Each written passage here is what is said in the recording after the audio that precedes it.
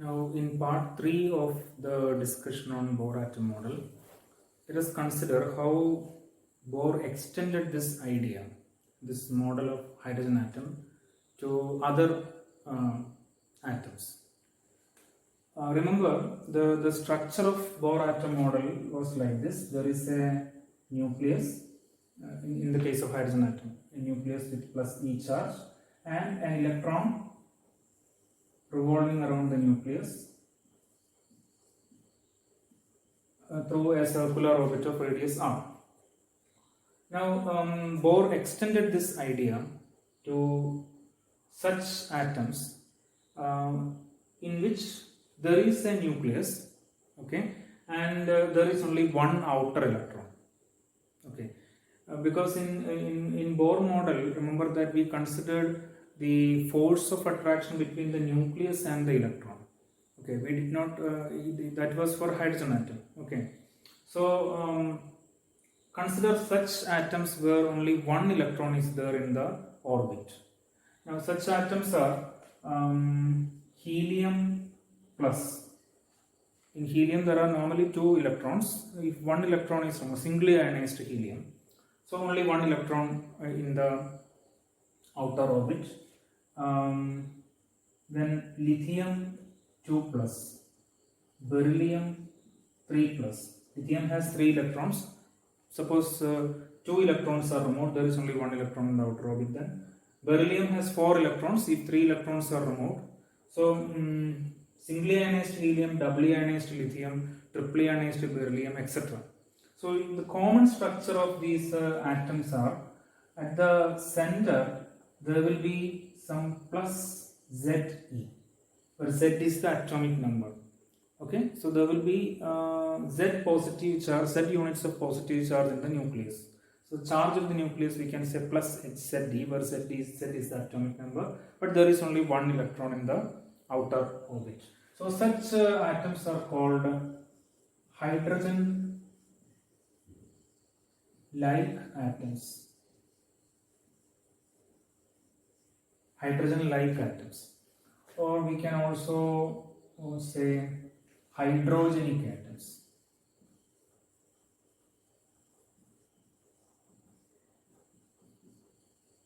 So hydrogenic atoms or hydrogen like atoms. This is the common structure for such atoms.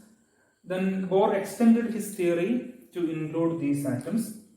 Then what will be the difference in the expressions that we have derived so far? If you look at the starting point of our derivation, if you go back to the starting point of our derivation, if you consider hydrogen like atom, what was the first step? Centripetal force is equal to Coulomb force. So for this electron, we can say centripetal force is equal to Coulomb force, which is 1 by 4 pi epsilon 0 Ze into E. Okay, don't worry about the negative sign because that is already taken into consideration. It will be towards the center. This also is towards the center. So what you have is Ze into E. So Ze square by R square. So in the calculation of hydrogen atom, we got the expression centripetal force is equal to 1 by 4 pi epsilon 0 E square by R square. So instead of E square, we have Ze square. Okay. The second expression will be the same. Angular momentum is an integral multiple of h by 2 pi. So if you proceed like this, we can rederive all the expressions, but there is no need to rederive. We can just see what is the change in the expression. The change will be, for example, if we consider a single quantity, the fine structure constant. The expression for fine structure constant is E square by 4 pi epsilon 0 h cross E. Okay, now this will become, instead of E square, we will have Ze square. Okay, that means the fine structure constant will be Z times alpha. So in the place of fine structure constant, you just replace it by Z times alpha. Remembering this idea, let us look at the different physical quantities that we have derived. First, expression for orbital radius, right? The expression for orbital radius was n square h cross by mc into 1 by alpha, right? Now this becomes alpha becomes z times alpha. So that means this will become what? Rn by z. For example, the Bohr radius A0 will be A0 by z. It will be reduced by the atomic number. Then we derived the expression for orbital speed. Okay, this expression was c by n into alpha. So this alpha will replace by z times alpha. So Vn will go to z times Vn. The speed will be increased by the atomic number. Then consider the expression for energy. It was minus 1 by n square half mc square alpha square. Okay. So if alpha is replaced by z times alpha, you will have z square times. So energy will be z square times En. Energy will be increased by z square times. Then the next one was, let us look at the Rydberg formula. Rydberg formula was minus E1 by Hc. So if E is replaced by z square times, Rydberg formula will be increased by z square times. Okay, if Rydberg formula will be increased by z square times, remember this appears in the expression for 1 by lambda. Okay, so 1 by lambda will change by z square times. So lambda will be decreased by 1 by z square times. Okay, if 1 by lambda increases by z square times, lambda decreases by z square times. Then we derive the expression for frequency. Okay, the expression for frequency was minus 2 by n cube orbital frequency of orbital motion, minus 2 by n cube E1 by h. Now if E1 increases by z square times, this mu also increases by z square times. Frequency increases by z square times. So these are the values for a hydrogenic atom. Bohr was able to explain by extending his theory to hydrogen-like or hydrogenic atoms. Bohr was able to explain the existence of some of the Fraunhofer lines in the solar spectrum. He explained that these lines were due to singly ionized helium, not hydrogen but singly ionized helium. So that was correct also, that argument. He was able to derive the wavelengths of those lines. So this is the idea about hydrogenic atoms.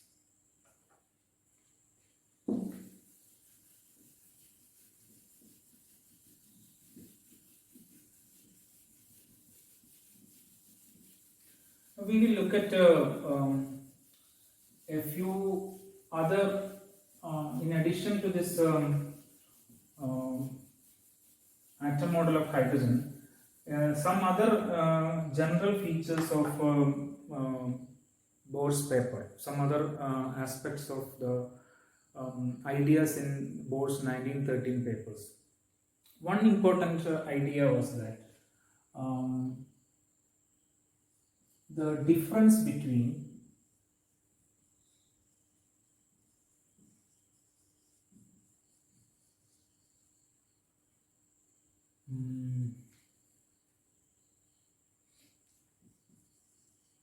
the presence of spectral lines in emission spectra and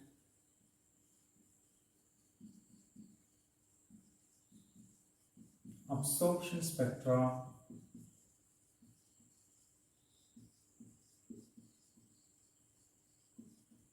of the same element. See, normally we have discussed that if you take the same element and produce the emission spectrum and absorption spectrum, there is a one-to-one correspondence between the different lines. So all the lines in the corresponding to each line in the emission spectrum, there is a line in the absorption spectrum. But when we actually produce the emission spectrum and absorption spectrum, what we observe is that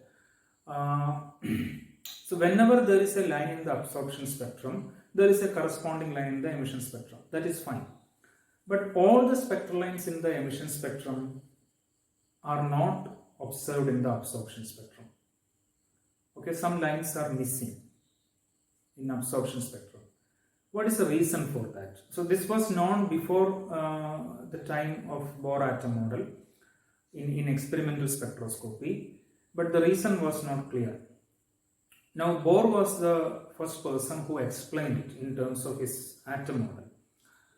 So his argument was like, for example, you take the case of hydrogen. So if we produce the emission spectrum of hydrogen, we get different series. But when we look at the absorption spectrum of hydrogen, generally we will observe at normal temperatures, room temperature, we will observe only the Lyman series in the absorption spectrum of hydrogen. Okay, emission spectrum, we have Lyman, Balmer, etc. different series are there. But in the absorption spectrum in normal temperature, room temperature, we will observe only the Lyman series.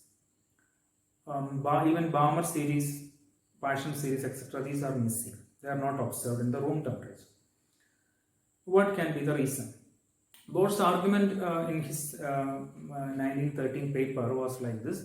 At room temperature, normally the atom is in the ground state.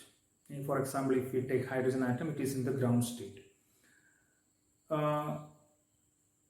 Therefore, when we produce absorption spectrum, remember how we produce absorption spectrum and emission spectrum. In the case of emission spectrum, what we do is we take a low density vapor, pass electric discharge through it. Okay, earlier times, during the time of Kirchhoff and Bunsen, they used arc lamps. But then later times, what we do is we take nowadays also, even now we use the same method in the lab. For example, sodium vapor lamp, mercury vapor lamp, these are low density vapors. Then we switch on it, pass an electric current through it. So when during electric discharge, what happens is when a beam of high energy electrons pass through the gas, they collide with gas atoms. So electrons in the orbital electrons in these atoms are excited from ground state to higher energy states. Okay, from n equal to 1 state to 2, 3, 4, 5, etc. to higher energy states, they get excited. Then they will remain in this higher energy state only for a very, very short period. In the case of atomic energy levels, this is the 10 raised to minus 8 seconds. Okay, so within 10 raised to minus 8 seconds, they will de-excite. So when they de-excite, we remember the Bohr's third postulate, when they come down from a higher energy state to a lower energy state, that difference in energy is emitted and we get the spectral line. When we pass that light through a prism, we get the spectral line. So this is how we get spectral lines of sodium, spectral lines of mercury. So but that is emission spectrum. On a dark background, we have bright lines. So this is the way to produce emission spectrum through electric discharge. Then how do we produce absorption spectrum? What we do is we keep a low density vapor, maybe sodium vapor or mercury vapor. Okay, so low density vapor. Then we pass continuous light through it. Okay, composite light, a light of a broad spectrum of wavelengths is passed through it.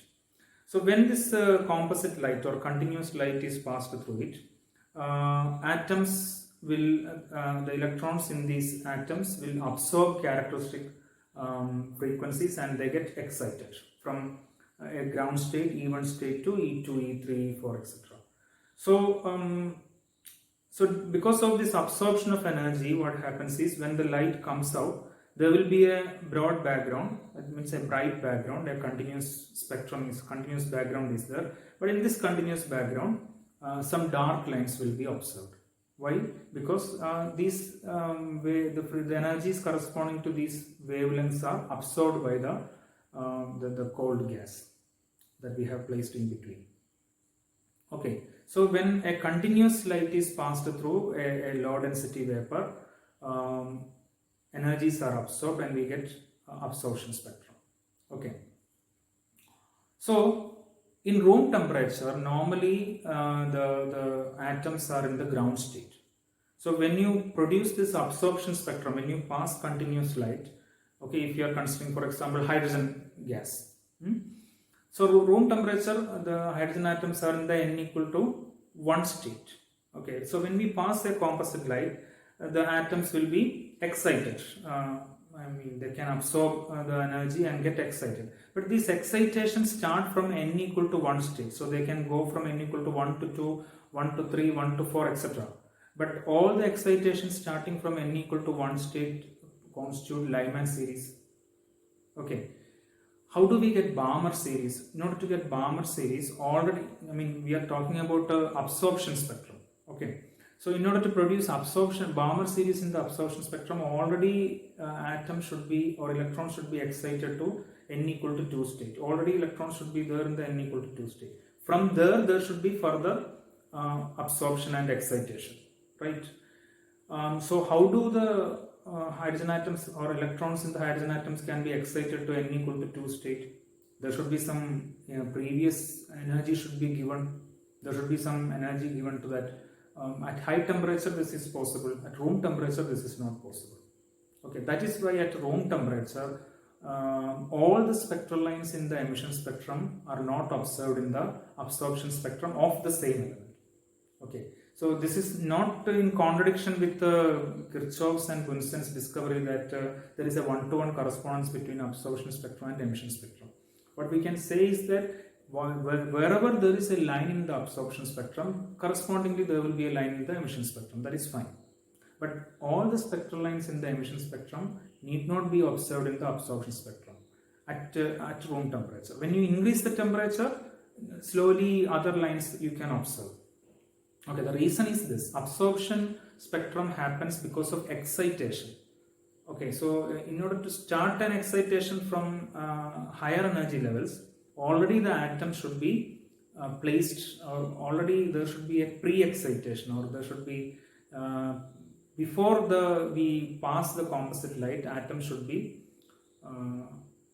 excited to higher energy states, but that is not possible at room temperature. We will do a short problem to clarify this point. Consider hydrogen gas. Okay. So let us try to calculate at what temperature. At what temperature Balmer series can be observed in the absorption spectrum of hydrogen? That is the question. At what temperatures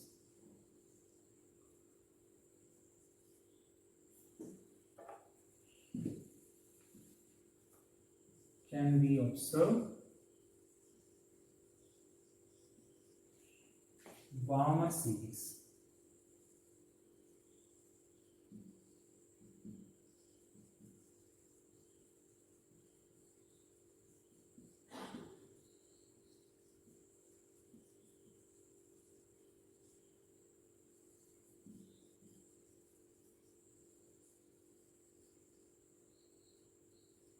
Okay, this we want to find out. So we know the energy level diagram. This is n equal to 1, n equal to 2, 3, 4. Okay. So let us think in terms of absorption spectrum. All the excitations starting from n equal to 1, 1 to 2, 1 to 3, 1 to 4. This constitute Lyman series. Okay. In order to get Balmer series, we should, in the absorption spectrum, we should the excitation should start from n equal to 2. So 2 to 3. This is H alpha line, first line in the Balmer series. 2 to 4, second line in the Balmer, H beta line, etc.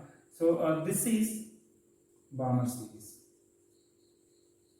Okay, remember we are talking about absorption spectrum. In the case of emission spectrum, there is de-excitation. Okay, yes. So the question is, in order to observe Balmer series, electrons should already be excited to n equal to 2 state. So what is the energy difference between n equal to 1 state and n equal to 2? E1 is minus 13.6 electron volt and E2 is minus 13.6 by 2 square. That is minus 13.6 by 4, which is minus 3.4 electron volt. And this energy separation is 10.2 electron volt. Right? Yes, 10.2 electron volt. So when all the hydrogen atom or many of the hydrogen atom, sufficiently large number of hydrogen atoms in the sample obtain this much energy, only then there is a sufficiently large number of hydrogen atoms in the n equal to 2 state. So if you pass a composite light through such a gas, some of the then these atoms will be absorbing characteristic wavelengths and get excited, frequencies and get excited. So we get the Balmer series. So let us calculate the temperature. So we what is the question is, what is the temperature at which sufficiently large number of atoms can be getting 10.2 electron volt energy. Okay, so you might have studied that if you have a collection of particles at a temperature T, the average kinetic energy is 3 by 2 kT, right? So the average energy per particle is 3 by 2 kT, where T is the absolute temperature and K is Boltzmann constant. So here let us argue that, let us try to find out that what is the temperature at which the average energy per atom in this sample of hydrogen gas is equal to 10.2 electron volt. So what we need is the average kinetic energy should be 10.2 electron volt. Average thermal energy should be 10.2 electron volt. What is the temperature corresponding to that one? So this T is equal to 10.2 electron volt divided by 3 by 2 K. Value for Boltzmann constant is 1.38 into 10 raised to minus 23 joule per Kelvin. It's better to express this in terms of electron volt per Kelvin, so that directly we can cancel the electron volt. So its value is, if you convert this into electron volt, 8.62 into 10 raised to minus 5 electron volt per Kelvin. Okay, so if we substitute that K here, okay, electron volt will cancel, we will get the answer in Kelvin. And this value, if you substitute, temperature is nearly 79,000 Kelvin. Okay, so it is very clear that at room temperature, which is only 300 Kelvin, you cannot observe Balmer series in the absorption spectrum. You can observe it in the emission spectrum, but it cannot be observed in the absorption spectrum. So then there is no question about other series. Okay, Paschen series should start from n equal to 3, bracket series should start from n equal to 4. So at room temperature, only Lyman series is visible in the absorption spectrum. In order to observe Paschen series, this much temperature, okay, of the order of 10,000 Kelvin is required, and this is possible only in the interior of stars normally. Okay, in laboratory conditions we can create that. Otherwise, natural settings, this is possible only in the interior of stars, and in solar spectrum we can, for example, in solar spectrum, in other spectrum of other stars also we can observe this absorption spectrum of hydrogen, and in all these series are Balmer series, Paschen series, etc. we can observe there. So this was explained by Bohr in his paper. Okay, this was one of the unsolved problem in spectroscopy, and this he explained. Why many of the lines in the emission spectrum of an element are absent in the absorption spectrum. And remember, whatever lines are present in the absorption spectrum have a one-to-one correspondence with the lines in the emission spectrum. So that is not a problem. And then let us consider another major contribution of Niels Bohr in the same paper. in the part 2 of the paper, or second of the trilogy of papers.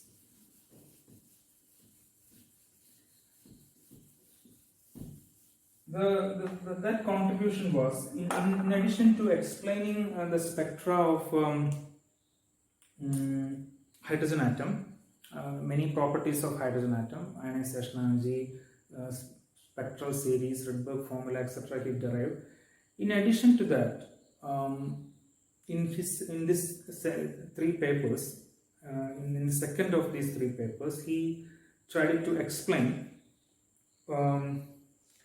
the chemical properties of atoms with larger, in addition to hydrogen, chemical properties of atoms with a larger atomic number. Okay. So he tried to explain it using the idea of electronic shell model.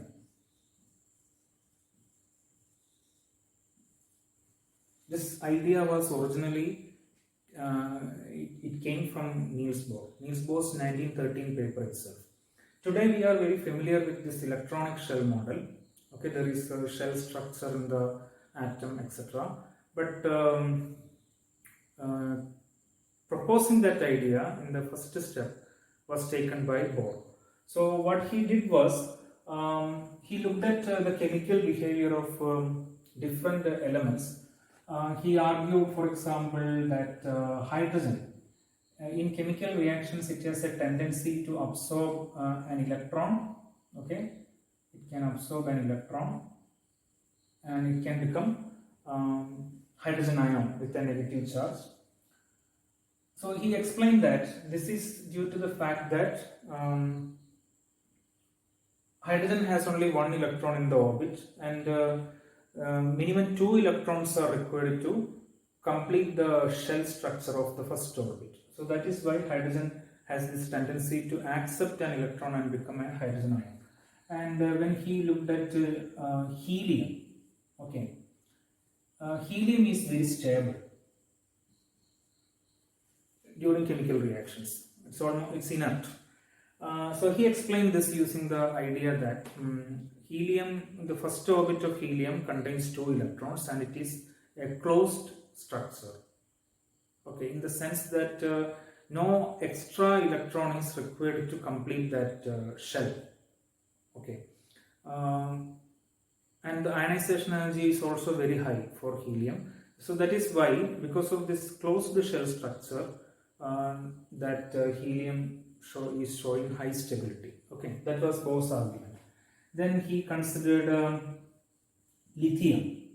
Okay, now lithium has a tendency to remove, to give away an electron, and it is easily ionized during chemical reactions. So this he argued like this.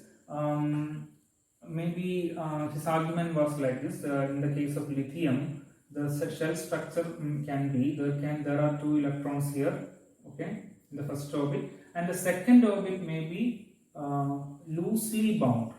The second orbit may be a large distance away. So first orbit is very close to the nucleus. This was Bohr's argument. Second orbit is a large distance away from the nucleus with a single electron. So it is loosely bound to the nucleus. This is why lithium is easily giving away 1 electron, the extra electron to the other atom, and becomes ionized. That was his argument. And not only that, these iron, cobalt, nickel. Okay.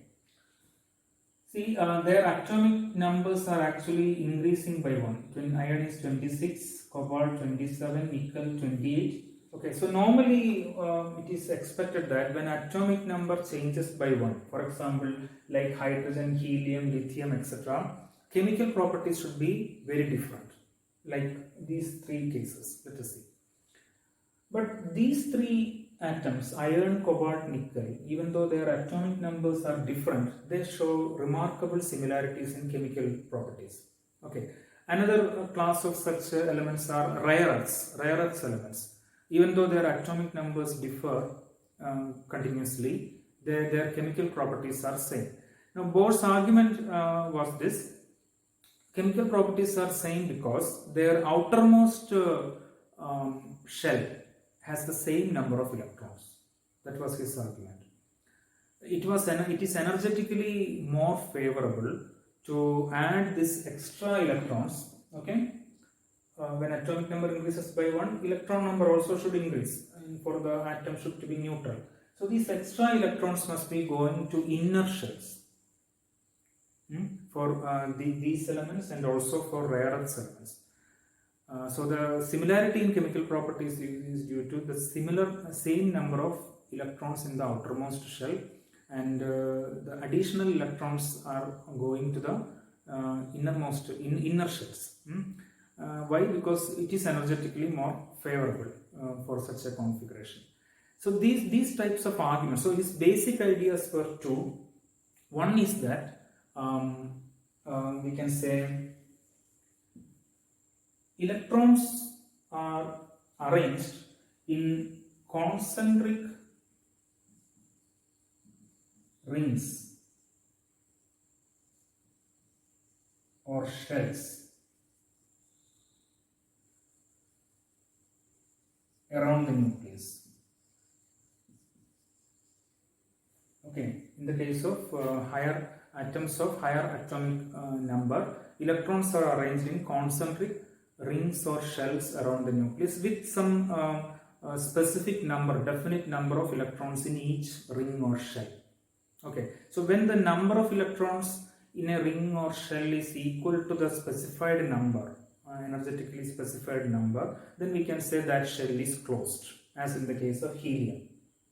Okay, so that extra electron will go to the next shell. Second point is that electrons in the outermost shell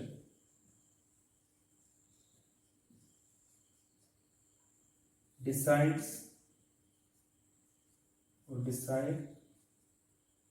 say number of electrons. Number of electrons in the outermost shell decides the valency of the atom. So the valency is decided by number of electrons in the outermost shell. For example, lithium has a valency 1. That is why it is easily becomes singly ionized lithium. And the valency of these elements are identical. That is why, because the number of electrons in the outermost shell remains the same. That is why they have same chemical properties. So these types of arguments are very familiar to us from our chemistry classes. Okay, but remember this. These arguments were initially put forward in the second of the 3 papers in 1913 by Niels Bohr. Okay, so remember that these 3 papers were remarkable in the history of physics, not just because they gave a very incredible explanation for the spectral, the properties of hydrogen atom and the spectral series of hydrogen. Not only that, okay, Bohr put forward many ideas regarding the atomic structure and the chemical properties, etc. And one of them, the important contribution of Bohr in those 3 papers was the idea of electronic shell model. And these ideas were put forward and were taken up and expanded by other scientists, physicists and chemists after Bohr. So this was the origin of the idea of electronic shell structure. So that is sufficient for part 3 of our discussion on Bohr model.